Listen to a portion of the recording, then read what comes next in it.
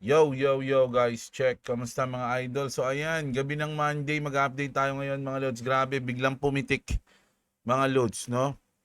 Maraming ngayon, matinding news na dapat di na lang nangyari. Meron na namang paramdam si Jim Cramer mga idol. So bago ang lahat mga lodi, alam nyo na, like nyo yung video natin, subscribe sa mga hindi pa nakasubscribe. Dahil mag-update na tayo ngayong gabi mga lods. Grabe to, mga idol. So, punta muna tayo dito sa ating chart, no? Kung titingnan nyo, mga idol, pumitik. Mga lodi, no? Pumitik siya. No, ako, ini-expect. Isipin nyo, mga idol, kung etong pitik na to, sa baba na punta, mga lods, ayan. No? Kung yung pitik na yan is pababa, mga lodi, malamang, tinamaan na yung ating lock profit, mga idol. No? Sa tingin nyo. Ayan, no? Kung, di ba? Kung sa babayan pumunta, sa pool na yung ating lock profit. Pero hindi, mga idol, sa taas siya pumunta. At di ko alam kung di diretso to dahil may masama tayong balita ngayon. Meron tayong masamang balita, mga idol. Pero, syempre, yung iba gusto yon, yung iba naman ayaw yon. So, depende sa inyo kung paano nyo i-handle yung balita na yun. Pero, ayan nag-spike tayo pataas ng saglitan, mga lodi. Pero ngayon, parang bumabalik ulit. Okay, so titignan natin kung ano mangyayari dito sa mga sunod na oras. Pero mag-a-update na muna tayo ngayon, grabe. Pero pagpasensyahan nyo na. Ayan, kaya ngayong hours medyo kita nyo naman. 'Di ba? Medyo kulay green tayo. Okay, pero yung day natin o yung week natin hindi. Pero yung hours natin pumitik. Okay, pero dito muna tayo mga lods. Grabe kasi to, nakita ko lang kanina at may mga nag-PPM sa akin, tinatag pa to. Kasi syempre ni-use natin. So ito daw. Eto mga lods, pasensya na muna sa mga ano natin dyan Magko-comment lang ako dito. Sabi kasi dito mga idol, no, sinabi ni Palace Press Officer Yusek Claire Castro na wala pang oil crisis sa bansa. Oh my goodness, totoo ba to? Sa gitna ito ng patuloy na pagtaas ng presyo ng produktong petrolyo dulot sa gulo sa Middle East. Sa ngayon ay hindi pa kinukonsidera ng mayroon po tayong oil crisis. Nako, alam niyo mga idol nakakapagtaka sa Pilipinas. Ewan ko lang kung ba't di ba nakikita ng gobyerno natin yung nangyayari. Alam niyo ba, kahit yung mga bansa na merong supply ng oil mismo sa sarili nilang bansa, halimbawa China, meron silang nagmimina sila ng oil mismo sa sarili nilang bansa. Pero syempre, nag-i-import pa rin sila. 'Di ba? Pero sila nga namumblema na may crisis na sila. Tapos yung sa atin mga lodi, yung gobyerno natin sinasabi wala pang crisis ng oil. Ayan example ito. This isn't about sabi dito, China explores buying Iranian oil after US temporarily lifts sanction. So, gusto pa rin bumili, no, ng China ng oil dahil alam nila, no, nakakapusin. This isn't about solidarity or humanitarian support, it's pure profit and power politics. China is snapping up oil at discounted prices while the West is distracted by the war in the Middle East. Sinasamantala pa ngayon ng China na bumili ng bumili. Mga idol, imagine, pero tayo, hindi tayo problema, wala tayong oil crisis, mga idol, sabi. Wala daw tayong oil crisis. Oh my goodness. Saan ba natira yung mga nasa gobyerno? Hindi ba sa Pilipinas natira to? Ayan na nga Tapos ngayon, mangyayari pa to mga idol Iran threatens to shut down global oil route. Wala pa rin tayong wala pa rin tayong crisis diyan mga idol, no? Iran has warned it will completely shut down the Strait of Hormuz and strike US power infrastructure if Donald Trump proceeds with plans to attack its power plant. Ito yung Strait of Hormuz, one of the world's most critical oil routes, faces immediately risk of closure, raising concerns over the global energy supply shock. The United States and Israel says operations against Iran are progressing, but the conflict shows no sign of slowing. The war has already claimed over 2,000 lives and continues to shake global market. Mga idol, global na tong oil crisis. Pero yung Pilipinas hindi kasali. Okay?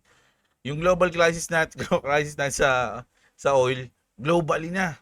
Kasama Asia, kasama yung mga magaganda yung malalaking bansa sa Asia, pero yung Pilipinas hindi. Wala pa tayong wala pa tayong oil crisis, sabi ng Malacanang, mga lods. No? Hindi ko inaano ha, sinasabi ko lang to, mga lodi, 'di ba?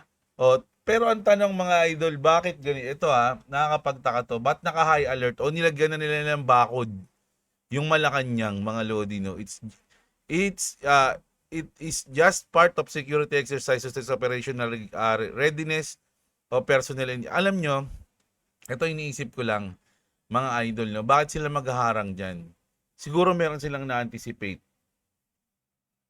mga idol, no? Kasi imagine kung ginawa nila to dahil meron silang ma-anticipate na mangyayari, ibig sabihin alam nila na merong mangyayari. Pero pinapaniwala nila yung tao, okay, mataranta, okay lang yan, walang ganito. Ano masabi nyo rito, mga idol? Siguro, ina-anticipate nila na magkakagulo yung tao sa once na may mangyaring event na sisisihin na sila, lahat na balikan sila, kaya hinarangan na nila yon. Di umano. Nula ko lang yun. Pero sa tingin nyo, bakit hinarangan nila yung Malacanang? Mga idol, bakit binakuran nila ng mga ganito? Diba? Para ano? Para saan? No, kita nyo. Para saan? 'Di ba? Nakakatakot 'yan, mga idol.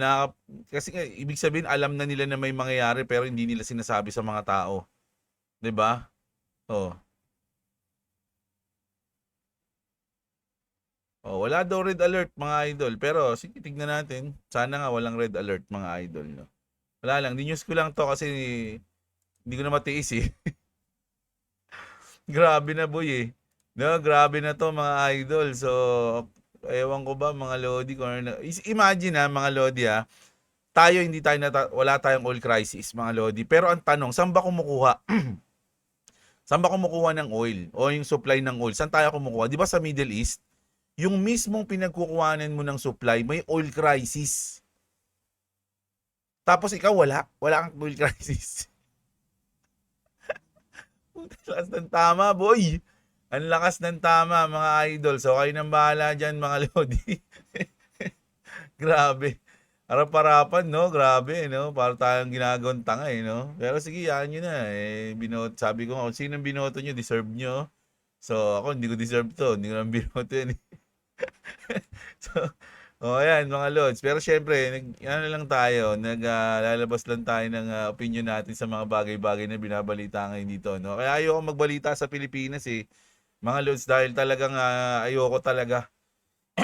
Ito lang, hindi ko lang matiis kaya sinabi ko, okay? So ito na, punta na tayo dito, mga idol. Ito yung post na to ni Trump, mga lodi, is nakakatakot din to, mga lods. Kasi sabi niya rito, the IRGC just stated that if we bomb Iran's power plants, they'll bomb desalination plants of the Gulf states. Do not do it, sabi niya. It would be a huge mistake. Kumbaga binabalaan niya. Kasi parang ang gagawin ni Trump, lahat ng power plants nyo kakanain namin pero wag kayong gaganti. Wag niyong babakbakan yung desalination plants. Kapag ginawa niya yan, nako, yari kayo sa amin. Ibig sabihin, parang sinasabi ni Trump, pag binakbakan namin yung power plant nyo, huwag kayong gaganti ha. Ayun yung sabi niya. Pag gumanti kayo, yari kayo sa amin. Sabi, ang kulit no? Parang baga tanggapin mo lang yung bibigay sa'yo. Grabe talaga si Trump Majority of the people in the Gulf states rely on this desalination.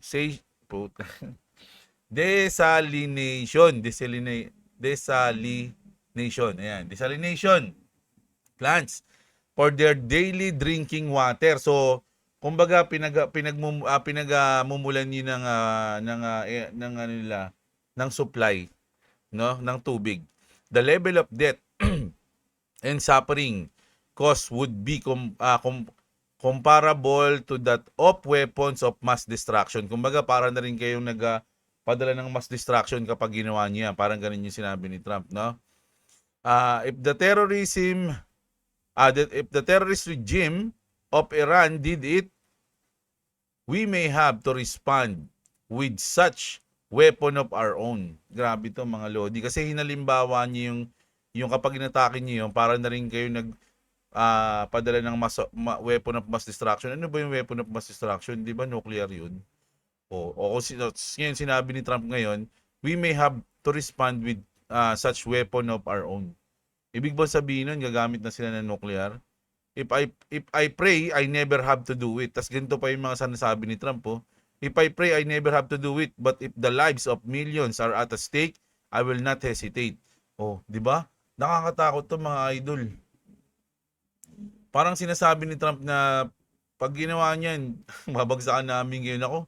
Delikado to mga idol. Kasi sa Middle East, mga Lodi, medyo sa tingin ko, malapit na ba sa atin yan, mga Lodi? Medyo hindi naman ata, no? Check natin, nasa mapa. Kasi kapag nagbagsak ng nuclear dyan, mga Lodi, yung, check natin pag nagbagsak ng nuclear dyan, mga idol, yung, alam mo yun, yung usok, yung may ganun yun chemical something, Iran.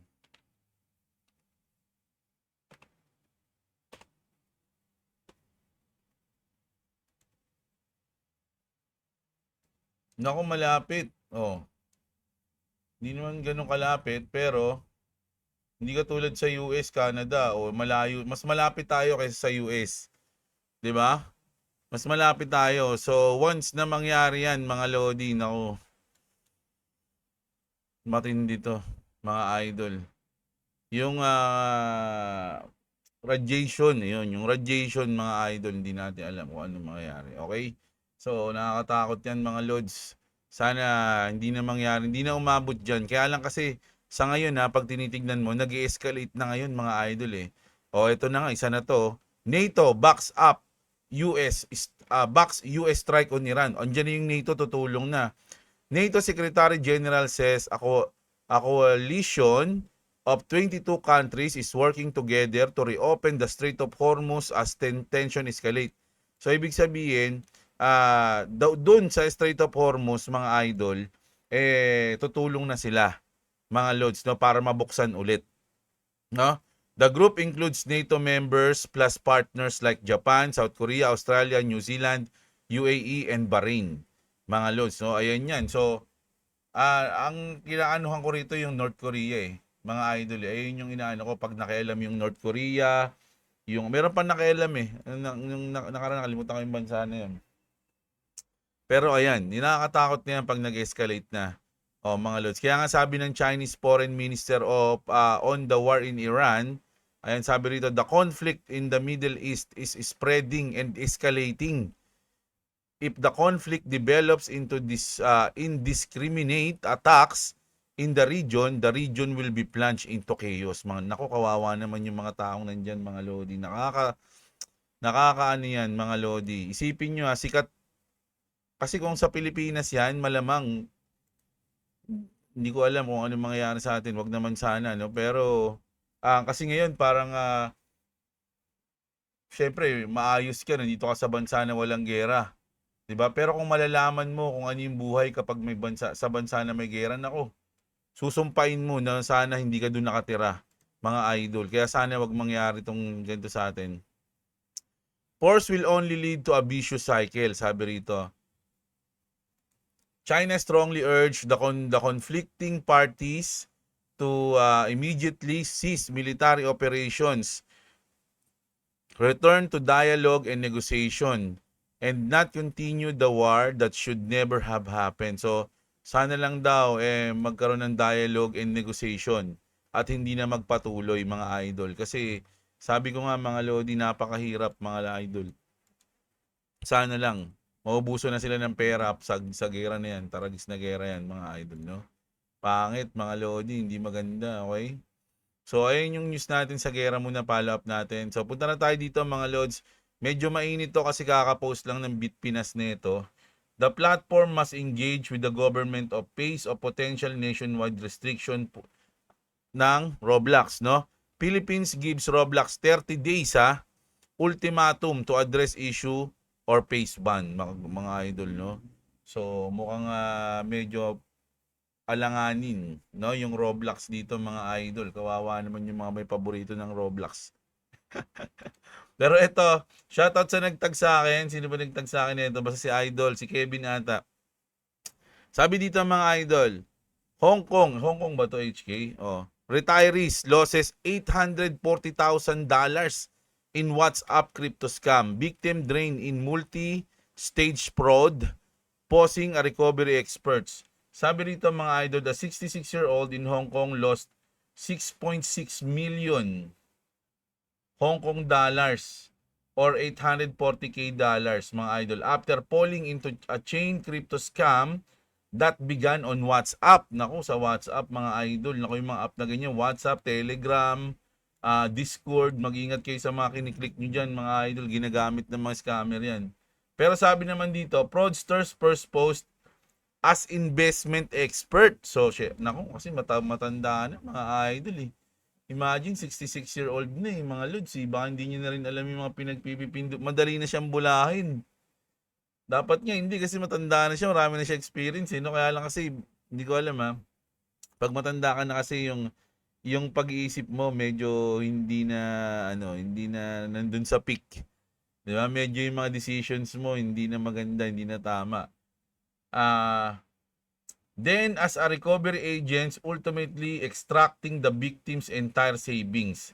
Authorized warns this pig butchering tactic is rising ngayon, no? O rising. With scammers layering schemes to trap victims deeper over time. No? Naalala ko tuloy yung beekeeper.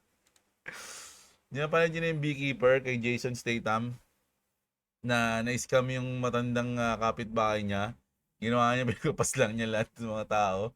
Grabe yun mga idol. So, kung mayroon lang totoong ganun eh, di ba? Kaya lang wala mga lods, no? So, nakakaawa. So, kung meron man kayong mga lolo, sabihin niya, ibigay na lang sa inyo. Ipamanay na sa inyo. Dahil na, baka may scam pa. Sayang mga idol. Ito. Pero good news muna tayo ngayon mga idol. Hong Kong's MicroStrategy target 70 million crypto accumulation mga idol. Sa Hong Kong din to. Speaking of Hong Kong, no? Hong Kong's MicroStrategy, Boya Interactive plan $70 million crypto buy with idle cash. The firm will seek shareholder approval for the purchase. Imagine mga lods ha. Ngayon sila bibili ng Bitcoin worth 70 million. Matalino, no? Talino kasi sa tingin nyo ba bababa pa ng 50, 40k yung Bitcoin? Siguro sila hindi na sila iniwalang bababa yun. So, niisip nila, dito na tayo sa bottom, bili na tayo. O, di ba? Up to 70 million could be deployed over 12 months. Funds will come from idle corporate cash reserves. No? Ibig sabihin, idle lang yun.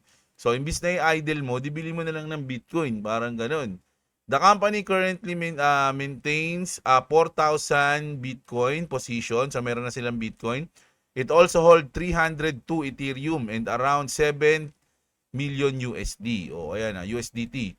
So, parang sinasabi sila yung MicroStrategy ng Hong Kong, yung Boya Interactive, mga loads. No? Pero ngayon, nag-accumulate sila. Speaking ng mga nag-accumulate, BlackRock Fidelity buy the dip despite 250 million BTC sell-off. BlackRock and Fidelity sold around 250 million in BTC over the last week according to Arkham. Pero ngayon, bumili sila. Na? However, they also bought nearly 400 million. This signals active deep buying by institution. Net ETF inflow stood at plus 93.1 million. Ibig sabihin mga lodi, no, nagbenta sila ng medyo mataas pa yung Bitcoin.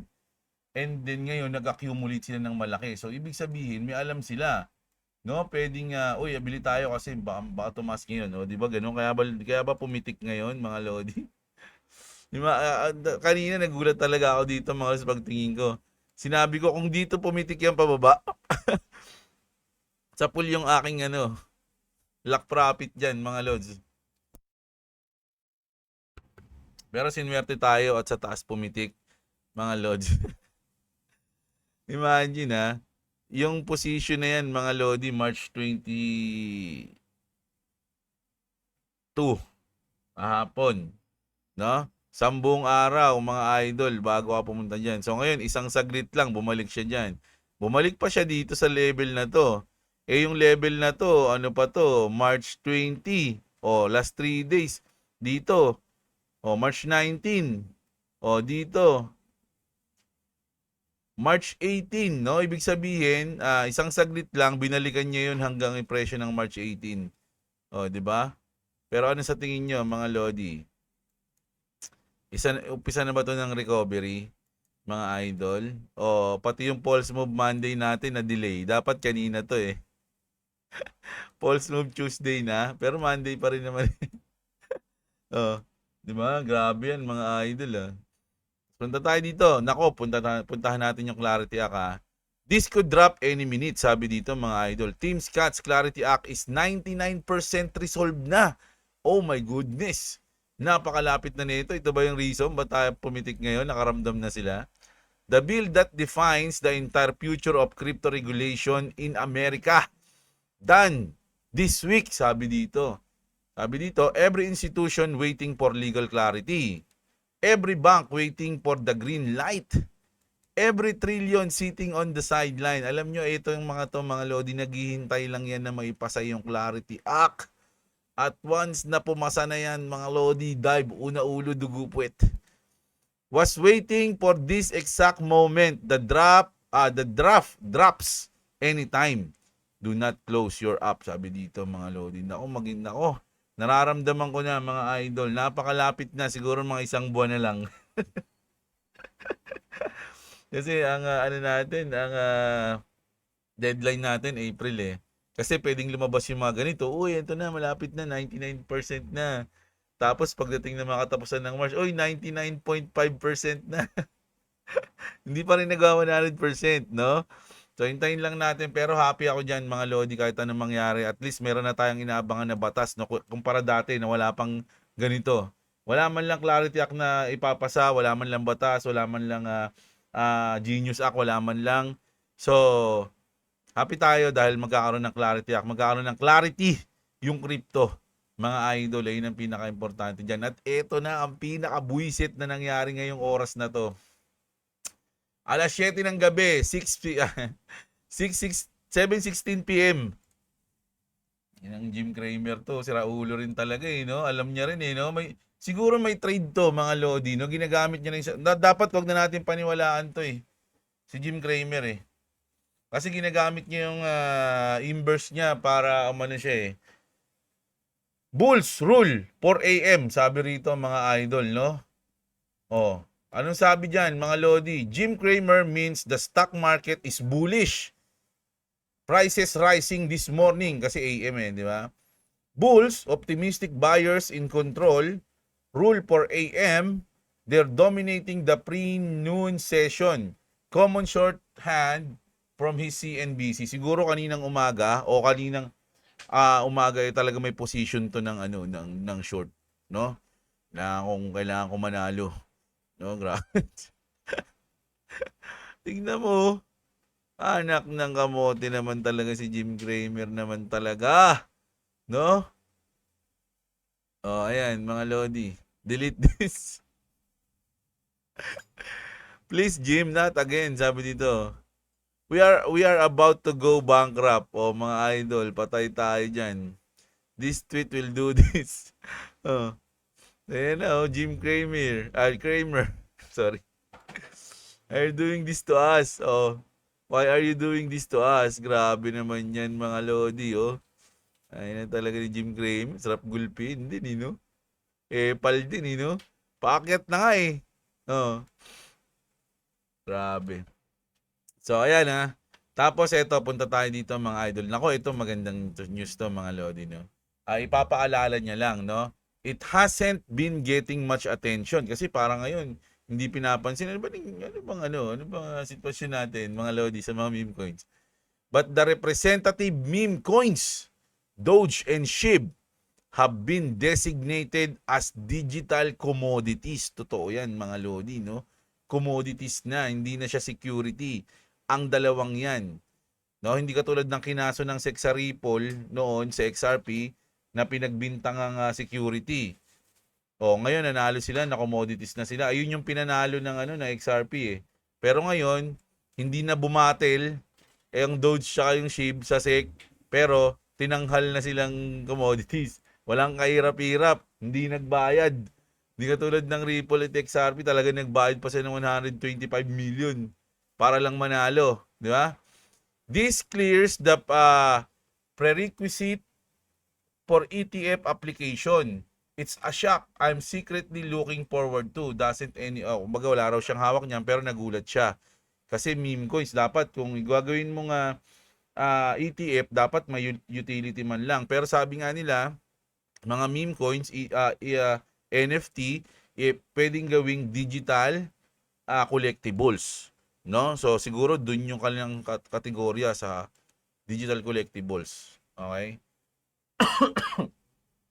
Pero sa dahil nangyayari nga ngayon sa XRP mga idol na, pero marami pa rin talaga nga syempre walang believe o kaya wala yan, ano lang yan, triple lang naman yung makikinabang diyan. At meron naman silang RLUSD, hindi naman talaga may kinabang diyan yung XRP. Pero mga idol, sabi dito mga Lodium, look, XRP is down and your timeline is full of fear. Kasi marami talagang ano ngayon. Kasi nga bagsak di ba? Just remember na lang mga idol ito. Just remember na lang daw. Goldman Sachs holds $153 million worth of XRP in ETF. Citadel mga idol, $4.5 million.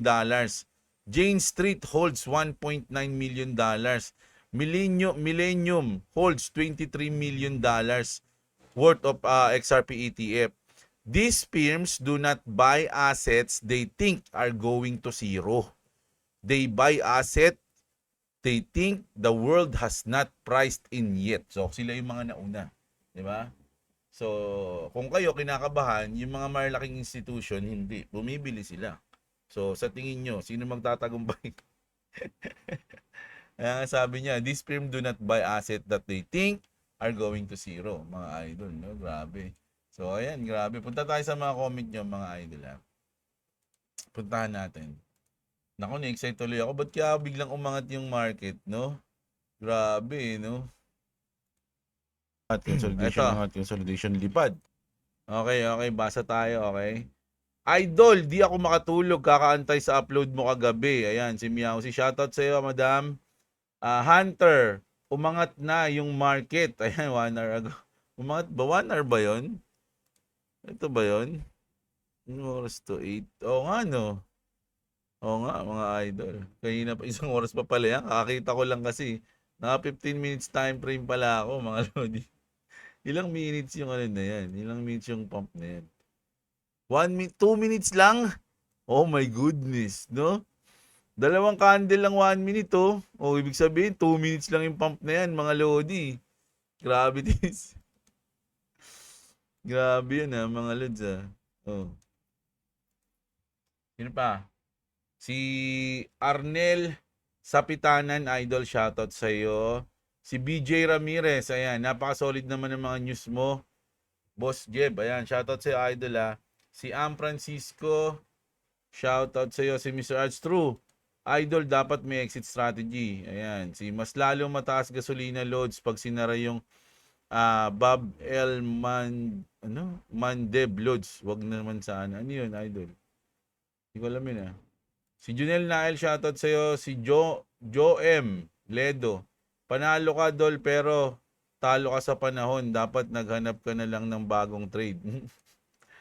Idol, okay yun. Okay yung naisip mo, no? Kaya lang kasi, nagtitrade naman ako, hindi.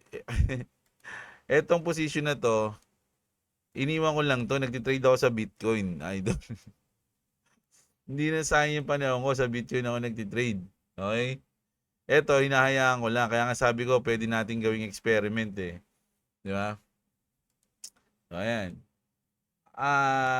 Si Ray na lang. Sana tumaas na ang market, sabi niya, no? Si Emmanuel Velasco, idol, shoutout sa iyo dahil ikaw ay nag-membership pa rin sa akin kasi may star ka sobrang solid. Sa lahat ng gusto mag-member, click nyo lang dyan yung yung tawag dito, membership. Mura lang yan, 72 pesos. 78, di ko alam Idol ko si Jake Clubber, stocks lang talaga ako dapat. Naka-enroll na ako sa program ni Boss Sanchez. Ni Boss Sanchez sa stocks. Pero dahil sa prediction ni Claver at nung nalaman ko gaano kahaba duty ng doktor sa Pilipinas, kinancel ko yung subscription ko about stocks at tuluyan ng lumipat na sa crypto at nag-follow sa channel mo. Uy, grabe, idol. Kahit paano kasi balik ta rin malabo makaretire agad sa stocks, no? MP2, pag-ibig, etc. O, ayun, sabi ni idol. Naku, nakakatakot yan, idol, ha? Parang, sana tama ang desisyon natin, no? Ayun tayo. Si Jeremiah, shoutout sa'yo, idol. Si Lisa Yonson, ayos lang bumaba, Lodi, makapagbudega pa, sabi ni Pete Pelizardo.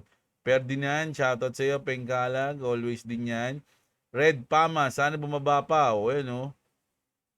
Mabel Sambales, always, madam, shoutout sa'yo. $120 panalo sa gold. Nako, swerte, nakapag-short ata si idol sa gold, si Joseph. Pilhabis, idol, shoutout sa'yo every day. Present load, shoutout po sa lahat. Salamat po sa update. Di natin alam kung kailan matatapos ang kaguluhan kaya apektado lahat pati mga crypto market. Kaya bodega lang habang mababa pa. Salamat po. O ayan, shoutout sa iyo, idol.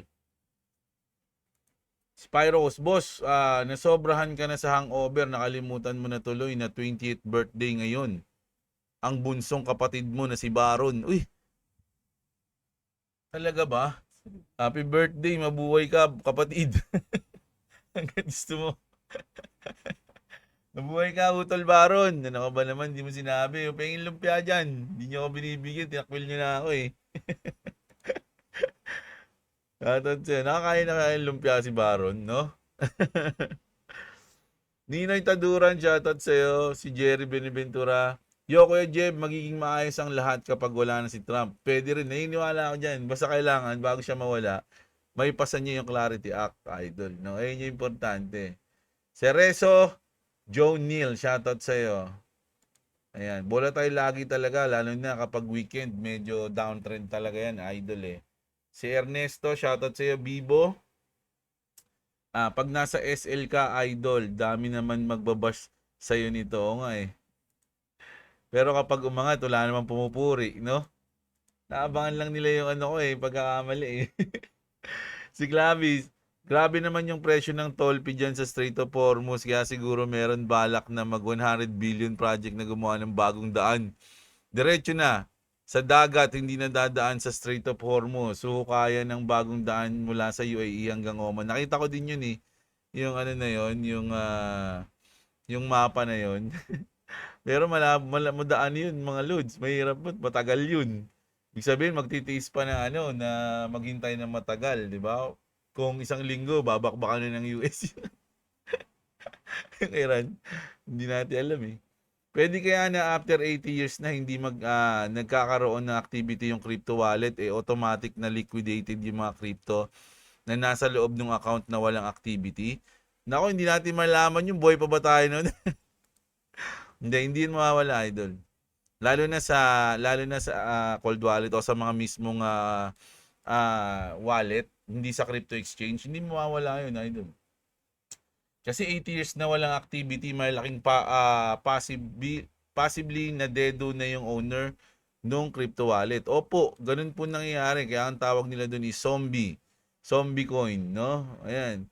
Si Kevin, ayan si idol. Home court advantage ang Iran.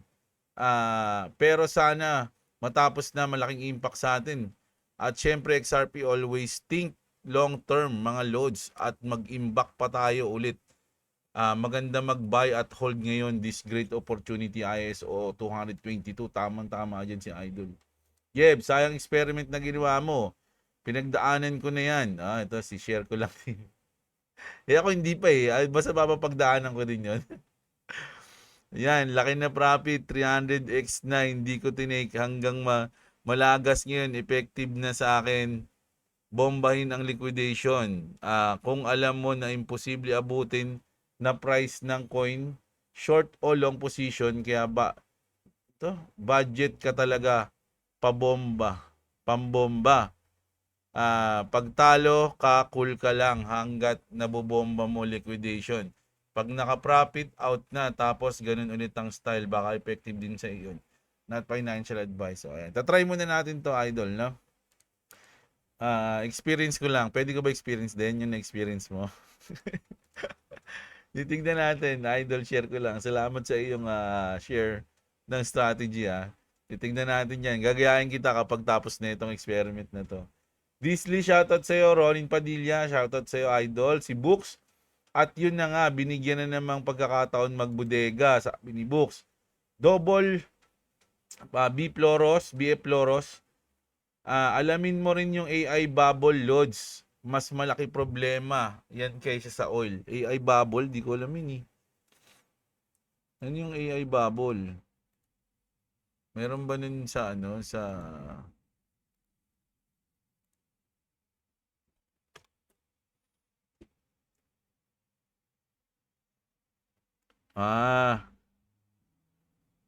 Sige, titignan natin to, okay? Titignan natin yung sa mga susunod. Meron ba yun sa group?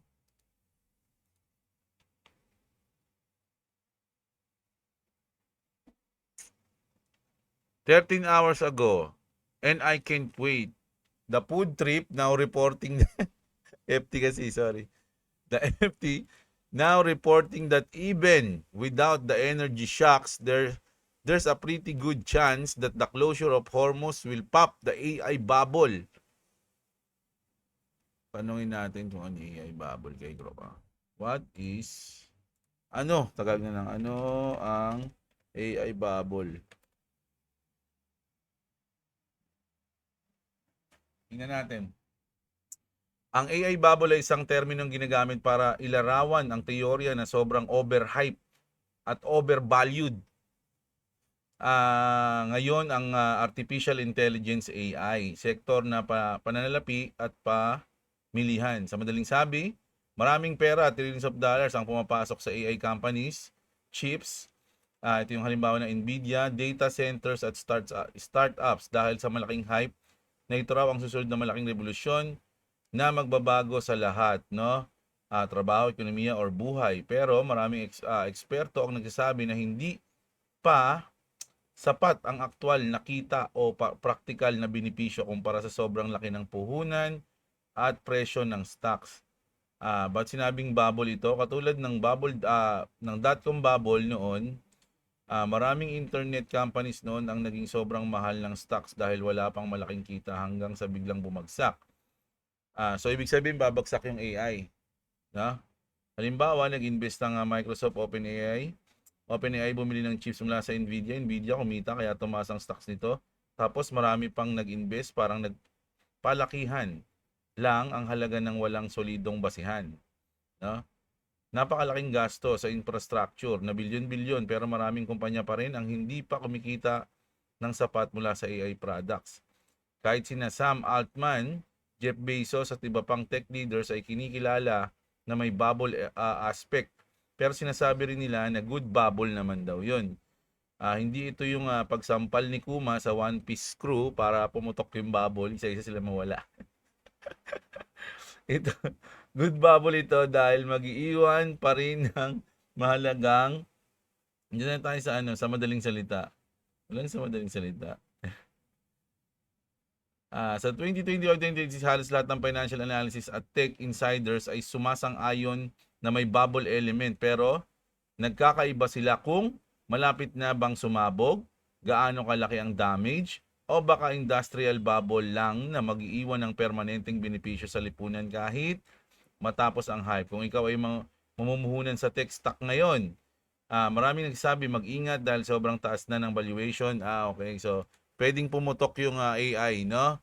Pwedeng negative or positive. Okay, so ayun yan. Romel Babiera, shoutout sa iyo, engineer. Paldo na naman ako dyan kay paring Jim. Ayan, yan na, si Jim, nagsalita na naman.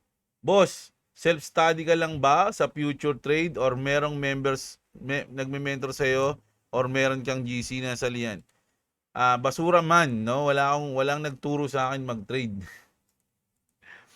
Ako mismo, nag-try lang ako. Siyempre, may mga napapanood ka, may nakakuha na ka ng idea, lalo na kay Boss Robo pag nagla-live siya, mga lodi. At check nyo rin yung kung gusto nyo magkaroon ng signal, mga idol, hindi ako sure mga lods, kasi dati ko pa yun alam eh. Actually hindi ko nga alam kung kasali pa ako kay Idol KGX eh. Pero mag-subscribe kayo kay Idol KGX mga lodi. Tapos sabihin niyo na naka-subscribe kayo sa kanya, and then alam ko may mga step-step pa yun. Nagbibigay ng signal yun.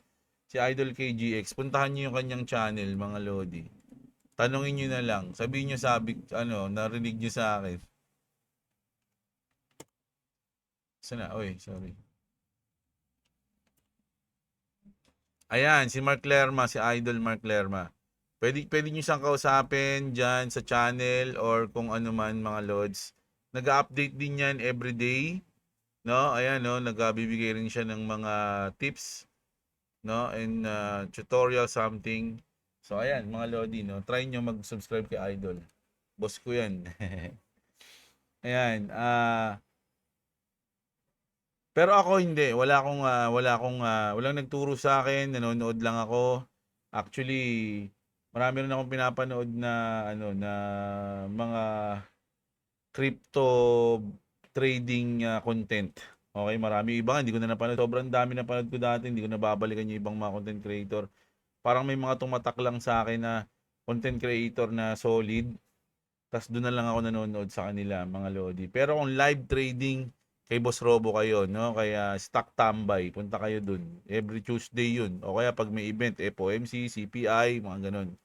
Makapanood nyo, pwede kayo magtanong sa kanya ng live, sasagutin kayo nun. Pagkakaalam ko, siya lang ang nagla-live ng trading sa Pilipinas kasi wala pa ako nakikitang iba. So, bilib na bilib ako dun sa kanya. Hindi ko kayang gawin yun eh. Mag-live trade. Siya lang. O, si Edwin, Joseph Berdin. Always yan, si Edwin Mangaba, si Virgil. Si King Shangsheng, idol, shoutout siyempre si Skylab. Nagap din after one day off, si boss. Pahinga eh. Pero hindi na nakapagpahinga kasi pag ninong, di ba? Ay, 10 araw, inuman hanggang gabi, hanggang umaga eh. My God eh. Oh my God. Ayan. Si Mentor Jerry, si Ferdinand Deser, idol, shoutout sa'yo. Si Patrick Lusaw, 3 USDT ko with 1 hour sa silver. Grabe. Santos Jandel, shoutout sa'yo. At si kumpare nyo. Ayan. Grabe, parang first time ko lang narinig si kumpare nyo. Si Jay kumpare nyo. Shoutout sa'yo, idol. Ikaw nag-champion sa atin, mga lodi. So, ayan ang update natin. Ang upload natin ngayong gabi. Sana na-enjoy nyo, mga idol. Maraming salamat sa mga nanood. Siyempre, alam nyo na. No? Kitang-kita natin ang mga nangyayari ngayon, pero ang sinasabi sa atin is wala pang crisis. Okay, so magtiwala daw tayo sa ating government. Siyempre, magtiwala tayo mga idol, no? Government natin 'yan. Ang gagawin natin. Yeah? Sana lang talaga, no? Totoo 'yan. Okay? So, kita-kits mga lodi. Maraming salamat sa mga nanood. Magandang araw sa inyo, mga kapatid. At What's up? What's up? okay, bye-bye.